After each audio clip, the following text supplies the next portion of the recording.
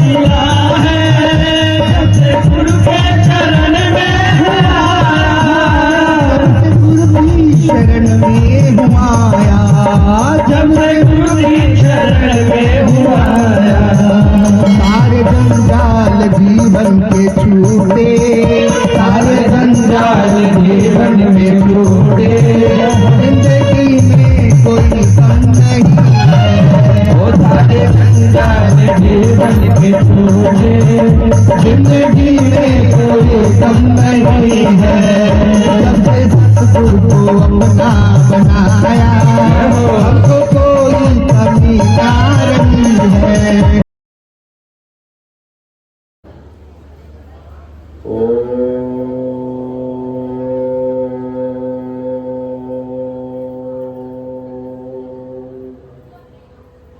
ओमितेकाक्षर ब्रह्मा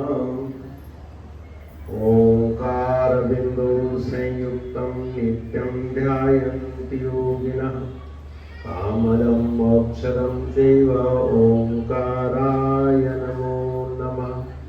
ओंकाराय नमः। बोलो श्री गुरु महाराज की। परम ज्ञान गुरुदेव मेरे राम सदाय अनुकूल, राघो मन मंदिर बसो विनती करो कबूल। बोल श्री गुरु महाराज की।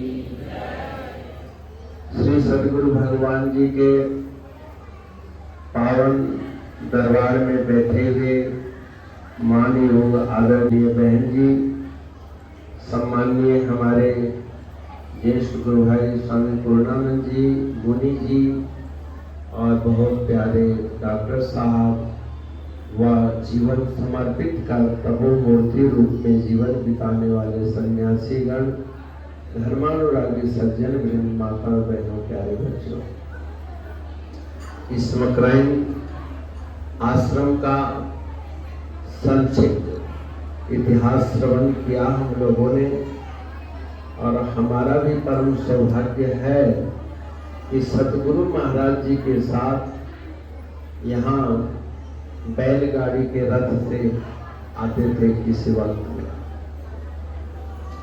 इसी स्थान पर स्टेज होता था, वहीं से सबको संबोधन देते थे।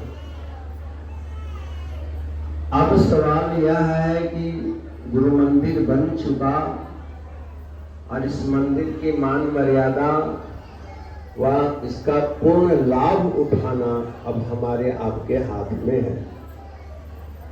सनातन परंपरा में मानव जीवन के संपूर्ण विकास के लिए व्यवहारिक बोध, साधनात्मक बोध, तपोबोध और ज्ञान ध्यान का भी बोध यहाँ कराया जाता है। सबसे पहला ब्रह्मचर्य आश्रम है, जो जन्म से लेके 25 वर्ष तक आपके यहाँ विशुद्ध रूप से पलते पोसते हैं। आप माँ बाप के अधीन रहते हैं। माँ बाप क्या अपने ब्रह्मचर्य आश्रम को ठीक से विकसित किया, यह विचार करना। आप लोग साधुओं को या युवकों को दोष देते हैं। आजकल युवा पीढ़ी खराब हो रही है, ऐसा ही लोग कहते हैं ना। लेकिन युवा पीढ़ी भी आपके आश्रित है, जो संसार के गार्जियन है, जो समाज के गार्जियन है, जो घर के गार्जियन है, जो उनको पैसा देकर पढ़ाते लिखाते हैं। पर अफसोस यह है, उनके संस्कार की सारी जिम्मेवारी आप स्कूलों पर, कॉलेजों में डाल दिए हैं। जो पैतृक संस्कार, जो संस्कृति का संस्कार घर में मिलना चाहिए था, आज उस संस्कार से वंचित है। उनको संस्कार कैसे दिया जाए, इस पर आज के गार्जियन को समझना चाहिए। जो सक्षम माता पिता हैं, उनको समझना चाहिए।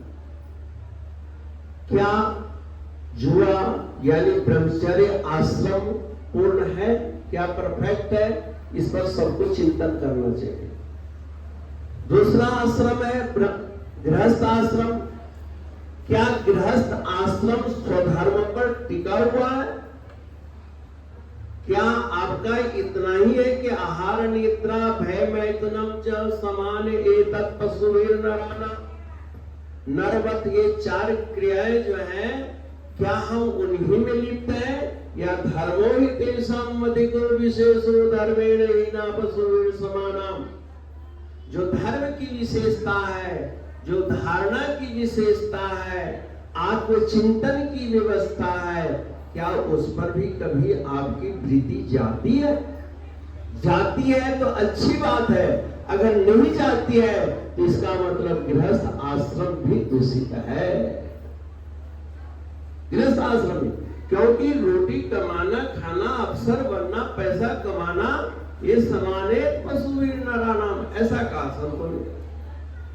तीसरा आश्रम है वानप्रस्थ आश्रम। जैसे अभी भाई पूर्णानंद जी ने बताया, रामानंद जी जब एक तारा लेकर के भजन गाते थे, वो वानप्रस्थी थी।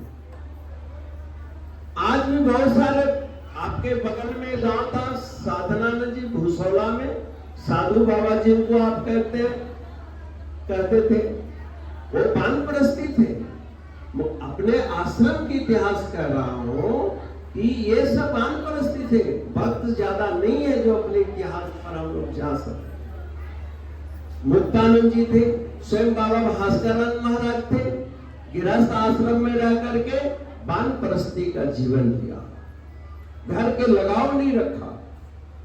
इस तरह से आज तीसरा आश्रम ही कहीं न कहीं धर्म स्थानों में घूमते हैं, तीर्थों में घूमते हैं और वहां से भी दान दक्षिणा लेकर के गृहस्थ बाल बच्चों के देने की चिंता लगे रहते हैं। इसलिए उनका वानप्रस्थ आश्रम भी कहीं न कहीं दूषित माना जाता है। और उसके बाद हम लोग आए सन्यासी, तो हम लोग कहां से आए? आपके ही घरों से संस्कार लेकर के आए। मैं आपसे पूछता हूं, अगर लौका तीता हो और उस तीते लौके को छील करके और खुद देसी घी में तड़का लगा के सब्जी बनाओ तो अच्छा बनेगा? तीतापन रहेगा कि नहीं? इसी तरह से इस समाज को, इस विश्व को, मानव जीवन को सफल करने के लिए सदगुरु महाराज जी ने स्वयं बाल ब्रह्मचारी अवस्था में आकर युवकों को एक संदेश दिया। ये सब लोग युवावस्था में कॉलेज जीवन से दरबार को समर्पित हुए, ब्रह्मचर्य आश्रम को भी आदर्श बनाया और गुरु महाराज जी के संपर्क में आकर सैकड़ों हजारों गृहस्थ भी आदर्श गृहस्थ जीवन जी रहे हैं, जहां के लोग 5-5 पीढ़ी से दरबार के चरण धूल के लिए तरसते हैं। ऐसा नंगली साहब आनंदपुर आपका छोटा आश्रम नहीं, बहुत विशाल आश्रम, बहुत सारे आदर्श गृहस्थ हैं, आदर्श नवयुवक भी हैं और आदर्श वानप्रस्थी भी है और आदर्श संन्यास है। कि इस आश्रम से मैं उम्मीद करता हूं कि आप शंकर भगवान जी के मंदिर में पाणिनीय ऋषि ने विद्या अर्जित करी। जिन नवयुवकों को पढ़ाई में मन न लगता हो, वो शंकर जी को जल चढ़ाएं। जिसको पिता के प्रति प्रेम न होता हो या पिता पुत्र के प्रति प्रेम न करता हो, जल चढ़ाओ। गणेश और कार्तिक जी का तरह आप भी अपने माँ बाप की तरह प्यारे बनोगे और आपको भी माँ बाप के तरह पुत्रों का सम्मान मिलेगा। और आध्यात्मिकता के लिए तो सत्संग भवन बनाई है। आजकल गृहस्थों में 2 बड़ी विपदा है, ज्योतिषियों के तरफ से या आपके कर्मों के तरफ से कि आपको पास योग लगा है, काल सर्प योग लगा हुआ है, पितृदोष लगा हुआ है। इन तीनों दोषों से निवृत्त भगवान भोलेनाथ करते हैं। आप वहां पर नाग नागिन का दान कीजिए, पास योग खत्म हो जाएगा। और रोज जल में दूध, तिल, जौ, कुश डाल करके जलाभिषेक कीजिए, आपका पितृदोष नाश हो जाएगा। और सदगुरु महाराज जी के चरणों का ध्यान कीजिए, आपका मानव जीवन सफल हो जाएगा। तो चारों आश्रम पवित्र बने, और इस जीव आश्रम से सभी प्रकार के आदर्श विद्यार्थी बने, आदर्श लोग बने। इन्हीं शुभकामनाओं के साथ मैं अपनी वाणी को विराम देता हूँ। बोलो सच्चिदानंद